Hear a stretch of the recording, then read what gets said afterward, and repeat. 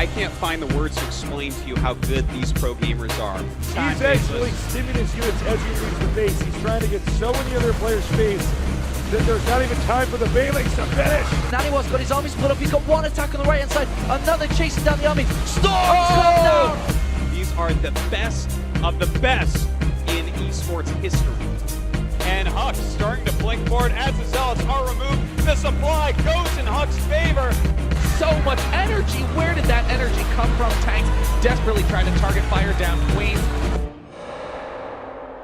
The Archon's moving forward. A lot is going down here, and only Colossus left over. He's starting to get some feedbacks down. He's starting to advance forward. Another vortex. There's the blink forward, trying to get underneath those Brood Lords. Oh, he sends the vortex.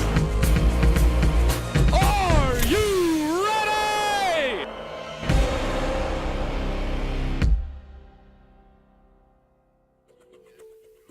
What's up, guys? Welcome back to the Winter Season Showdowns, where every single day, except select Sundays and Saturdays, we have best of fives going on in Heart of the Swarm to decide who belongs at the Winter Championship event in Dallas, Texas. My name is Axel Taz. I am joined by Axlav. How's it going, man? It's going great, man. Wrapped up those Korean players today. We're going to take a look at what player will represent the Southeast Asian area coming into Winter Championships on Dallas. Is it going to be Sen, or is it going to be Moonglade? Of course, yesterday we saw Polt take a convincing victory over Hero. The day before that, we saw Tasia take out Violet with some brilliant micro and decision making. And of course, the day before on Sunday, we saw MC with a victory over Alive. Every single one of those series is available on our YouTube channel right now, youtube.com/official MLG SC2 in 1080p HD. So be sure to check those out if you missed them, because they were all amazing. Some of the best matches we've seen so far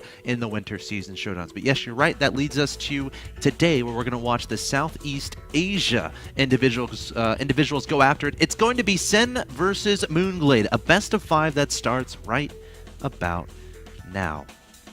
Of course, that obviously leads us into a discussion about the players, but let's introduce them first. In the top right-hand location, we have the Red Zerg player, currently in Taiwan, participating in their Star League over there. He is Sen. Huge fan base this guy has. Of course, his opponent in the bottom left-hand location is the Blue Zerg player from Australia. He also has a sizable fan base as well, had a nice run at the last MLG. He is Moonglade. And you know, talking about the players, of course, Moonglade made a big splash in the last MLG event, made it very, very, very far, came along with a lot of his other teammates over there from Australia. A lot of people were really glad at how well he did, and I'm really excited to see if Moonglade can make it to Dallas again. But going up against Sen, I mean, Sen's a guy, he's like the monster that lurks in like the corners of the SC2 world, because, you know, he's over there in Taiwan playing their Star League. He doesn't really travel to many events very often, right? But when he does, it's just like this, he's this total monster. I feel personality-wise, it feels like the Zerg version of MC. I mean, extremely, extremely strong player who just kind of imposes his will in the game. Sorry, I'm giggling a little bit. This conversation these guys are having is awesome. Yeah, I love your point. Of course, you know, Moonglade, when he was going into Dallas, there was honestly a lot of speculation out there, a lot of guesses like, all right, how good is this guy going to be? Of course, he's in Australia doing his own thing on the SEA server. He's going to lose really fast. But no, that didn't happen. Moonglade made a very serious run, took out a lot of great players to get a solid placing at that event. So yeah, he's really good at this game, definitely deserves a spot at the championships. But again, as you said, he has to take out this guy. In the top right, of course, it's Sen. The Taiwanese player who probably grinds out game after game after game. And this should be great. And if my memory serves me correctly, it hasn't before. This is our first ZVZ of the Winter Season Showdown. That is correct. Ha. First ZVZ. And this is going to be a great ZVZ. I know Sen is just a macro monster.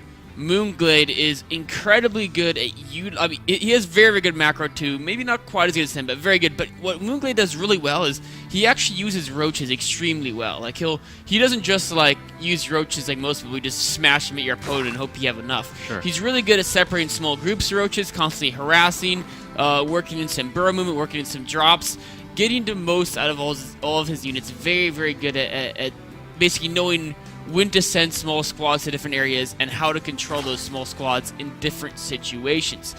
It's going to be a really interesting clash of styles, and one thing that I was pretty surprised by is Moonglade did not go for a hatchery first on Daybreak. In fact, he even got his gas before the hatchery, which is going to give him a slightly faster Zergling speed, but on a map this big, I mean, Sen with the hatchery first, his speed is just barely slower, but he's got that food advantage from going, hatchery first. Sen even opening up with 3 queens here and adding on a Baneling Nest. Moonglade is hiding Zerglings right now in his main base. Of course, the purpose of this is if you want to mount an attack, you don't want your opponent to know what you're doing. So Moonglade is going to be blocking his ramp. No scout is going to happen here from Sen. He wants to take Sen off guard and he wants to hit very hard. But the problem with this opening is Sen is opening up with that Baneling Nest. So if Sen can get a couple Banelings on the field, 2 or 3 or 4, I don't see an attack doing a lot of damage for Moonglade. So we'll have to keep an eye on that. Sen playing very safe and getting that Baneling Nest out.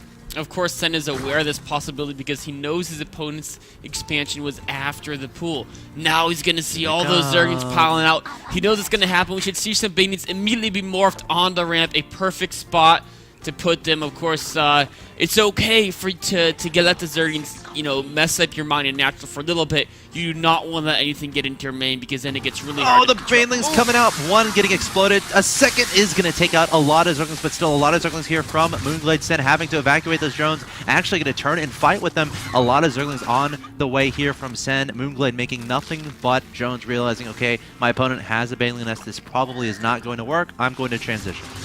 He's going to transition, but Sen is significantly ahead in the drone count.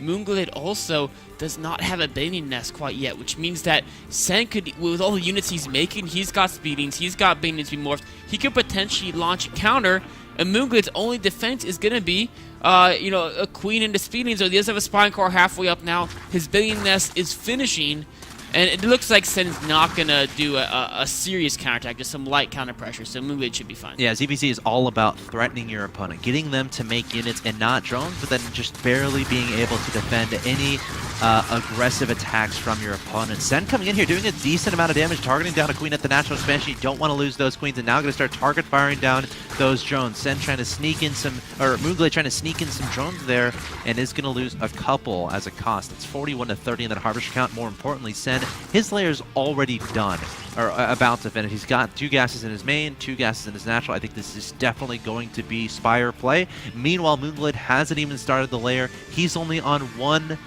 gas. Just now starting the layer. So I feel like Sen is going to have a great advantage. Moonglade needs to scout out this Spire play, and then he needs to pretty much rely on static defense and queens to hold off the aggression from the Mutas. He does, and I mean, the big problem is even if he figures out what's going on, even if the Mutas don't do any damage to him, what they're going to do is they're going to deny him from taking a 3rd base. And Sen's 3rd has already started. Sen's going to have the map control. He's going to get significantly ahead in economy. It's going to be up to Moonglade to do something clever to try to come back in. Maybe with some great infestor grabs on the Mutas if he tries to go straight from infestors. Maybe if he can get a 3rd base up. It's going to be very, very hard against Mutas play because what's going to happen is even if he can get a Spore Core there, the Mutas can sit between his 3rd and his natural, and as Sen pressures with Zerglings and Banelings, his Mutas can kill all of Moonglade's ground units that are trying to move between the 2 bases. So there's so many areas you have to defend against Muta play. If Moonglade does it just right, though, he may be able to hold off. He's got to get more queens. He's got to get a Spore Crawlers preemptively made so they can move down and take out that 3rd base. Moonglade starting a Spire of his own. Of course, in Heart of the Storm, Mutas are much better. So a lot of Zergs going for that unit after getting that layer on the field. Banelings trying to defend here from Moonglade. Sen coming forward with Banelings of his own. Look at all these Banelings, 2 for 3 there. Sen's going to be happy with that trade. It might be 2 for 4, but no, Sen nicely peeling a Baneling away to deal with that singular, that grouping stacking of Banelings there for Moonglade, and now coming in with the Zergling, Sen up 72 to 58 in supply. The Spire is done, no mutas being made. There we go, 10 mutas in production, and he might even take down this hatchery without the assist of the mutas, and there goes the hatchery. Sen looking great in game 1. An absolutely dominant player. Moonglade is desperately trying to morph Paintings. Oh, you know, Sen no. might even take He him doesn't out even here. need the mutas. Doesn't even need the mutas. So many drones going down here to the closet. The Zerglings. They're trying to get into main. There's Oh, the Spire. he's gonna lose the Spire. And even then, so bad. even if the Spire gets up, Oh, Paintings might save it. it might. Oh, Lord. The one Benny trying to get good. Wow. Wow, look at that micro from Sen. Great Easy. control from Sen, peeling away a Ling, and there's the GG from Moonglade. A very straightforward game there. It came down to the beginning when Moonglade was trying to be aggressive, and Sen was able to recognize, okay, how much aggression is this? Getting out the perfect amount of Banelings to deal with it, and then right when he dealt with it, he made some units of his own, but then really started heavy into the drone production, made the layer right away, got those gases up, trying to make Moonglade think he was going for heavy counterattack, which means Moonglade, instead of making drones, well, and he kind of did go for a pretty heavy counterattack, instead of making drones, instead of teching up the layer like he would like to, as not to fall behind, he just didn't do that. So Sen was able to convert there and get his opponent scared and just get a layer so much faster than his opponent. Get a Spire before, and then once the third gets up and your opponent's third gets denied, there's not much you can do. No. Sen was in control of the game from the start. Yeah. Defense, offense, map presence, all in Sen's favor. Moonglade's got some work cut out for him, but I think he's capable. He definitely is. That's the thing with ZBZ. Games like that happen, where it's pretty convincing in one direction. But we'll have to see if Moonglade can make a comeback happen. Of course, this is a best of 5, and he's only down by 1. So anything can happen here in this Heart of the Swarm best of 5s. Guys, stay tuned. Sen versus Moonglade, game 2 coming up.